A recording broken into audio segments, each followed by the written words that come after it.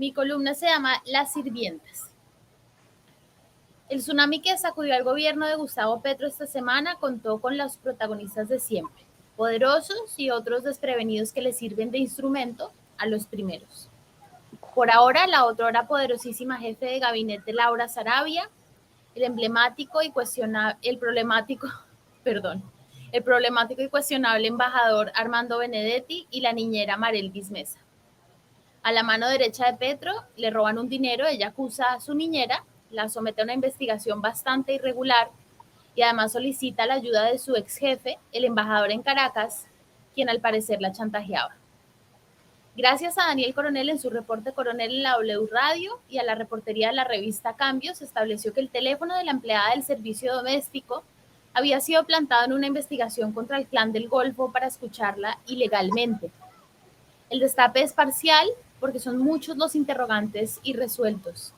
No es clara la relación de Benedetti con Mesa, porque la volaba en costosísimos vuelos charter a Caracas, cuáles eran los requerimientos burocráticos o solicitudes de Benedetti que Sarabia no quiso cumplir, por qué y quién dio la orden de chuzar ilegalmente el teléfono de Mesa y muchos otros. Un revoltijo de abuso de poder con todos los elementos pintorescos de la política colombiana.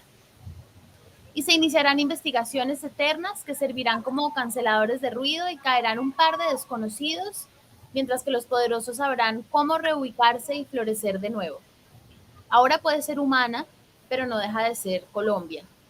Sobre la niñera acusada también subsisten preguntas sin respuesta, pero sin duda, por lo menos discursivamente, le cae muy mal al gobierno la intervención ilegal del teléfono de una empleada del servicio doméstico. Al respecto, la senadora Clara López advirtió en una entrevista que no era posible comparar las chuzadas del DAS del uribismo con la intervención ilegal del teléfono de una sirvienta, una palabra que denota la intención de humillar y demerita la noción de un trabajo digno. La misma Corte Constitucional señaló que su uso en determinadas normas está proscrito, pues es una referencia a la perpetuación de prácticas serviles asociadas a instituciones crueles en las que en otra época el ser humano era cosificado. Hasta ahí la cita de la Corte. Pero el lapsus de López es honesto, porque las empleadas del servicio doméstico en Colombia siguen siendo un sector ampliamente desfavorecido, maltratado y silenciado.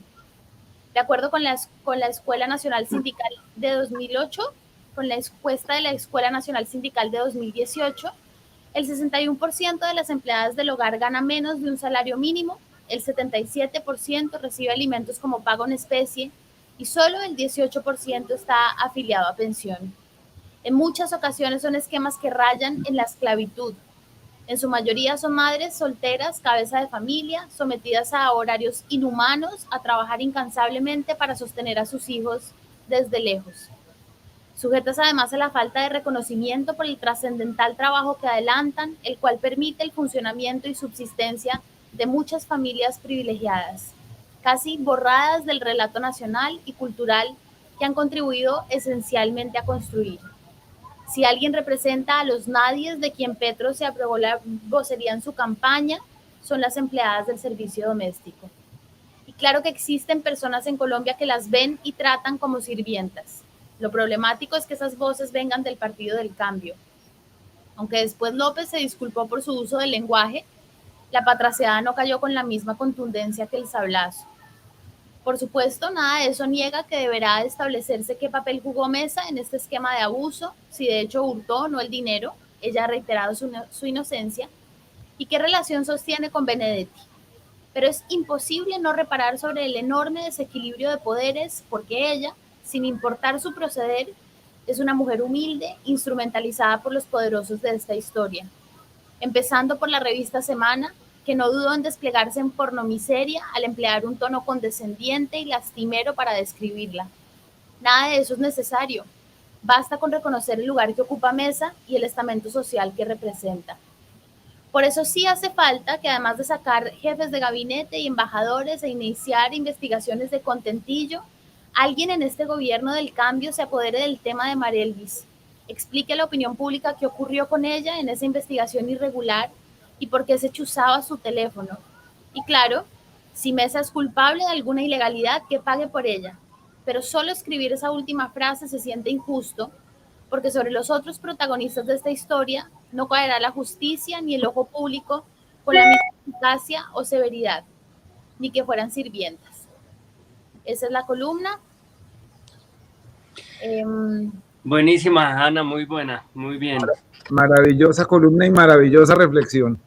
De eso, Dani, ¿tú qué opinas? La única que va a pagar el pato es Marelvis. ¿Tú crees que Marelvis es una víctima ingenua de todo esto o que ella también tenía su gradito de maldad? A ver, de acuerdo con el antecedente de junio del año pasado, no estamos hablando de hace 15 años, sino de junio del año pasado, ella salió del personal de servicio de Armando Benedetti porque se perdió otra plata en efectivo en su casa, 5 millones de pesos, dice. Qué gente para gustarle el efectivo, ¿no? Como que no tienen tanta fe en el sistema bancario. Y en esa época también fue sometida a un polígrafo y la entonces esposa de Benedetti, doña Adelina Guerrero, decidió despedirla. Lo curioso es que habiendo salido de esa casa con ese antecedente, estaba trabajando unas semanas después con Laura Sarabia y aparentemente la relación con Armando Benedetti nunca se interrumpió con su ex patrono. Entonces, pues eso crea, no sé si un vínculo de información suministrado por la niñera o lo que sea, pero siempre estuvo ahí. Por lo demás, ya yendo al tema de la expresión desafortunada de la doctora Clara López, que pues es una persona con un historial muy admirable de lucha por los más necesitados y de militancia en la izquierda y todo, pero pues en esto se equivocó gravemente y se equivoca gravemente quizás porque en sus venas corren muchas generaciones de pies calzados. Ella es López, es Obregón, es Holguín, es familiar de todas las estatuas de Bogotá. Entonces puede ser que eso también marque de alguna manera su formación y que ella haya crecido con esa formación. Nada más difícil de desterrar que las cosas que uno aprende mal cuando es niño. Entonces, esa expresión es desafortunada, pero en el fondo ella está diciendo una cosa que es una diferencia importante. Primero, es grave que a cualquier ciudadano se le vulnere sin orden de un juez, sin orden legítima judicial, su derecho a la intimidad y sea interceptado. Lo digo yo que he sido víctima de eso. Es lo mismo a una niñera, que a un reportero, que al presidente de la Corte Suprema de Justicia. Pero una cosa es un plan de Estado para espiar a la Corte Suprema de Justicia mientras investiga a los aliados del jefe de Estado en ese momento por la parapolítica, y otra muy grave, pero distinta, es la interceptación de Marelvis Mesa. Entonces, yo creo que lo que ella quiso expresar, que no lo logró, que fue desafortunado por el uso de esa palabra despectiva, es que son situaciones totalmente diferentes desde el punto de vista de la incidencia política y el respeto a la separación entre poderes. Lo que vimos durante el gobierno Uribe, que condujo a la condena de Bernardo Moreno, de María del Pilar Hurtado y de toda la cúpula directiva del DAS, fue el uso de la inteligencia del Estado para perseguir a la Corte Suprema de Justicia, que investigaba la parapolítica, a dos senadores, Piedad Córdoba, por un lado, y Gustavo Petro, ahora presidente de la República, en ese momento senador, y a un periodista que es quien les habla.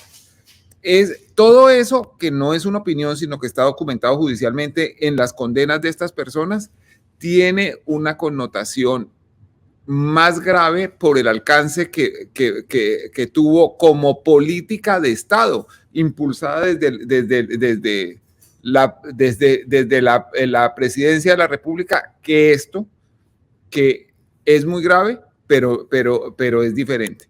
Así como cada vez que se quiere comparar, los soldados secuestrados y presos en campos de concentración del Mono Jojoy, eso es igual al holocausto judío. No, es grave, pero no es igual.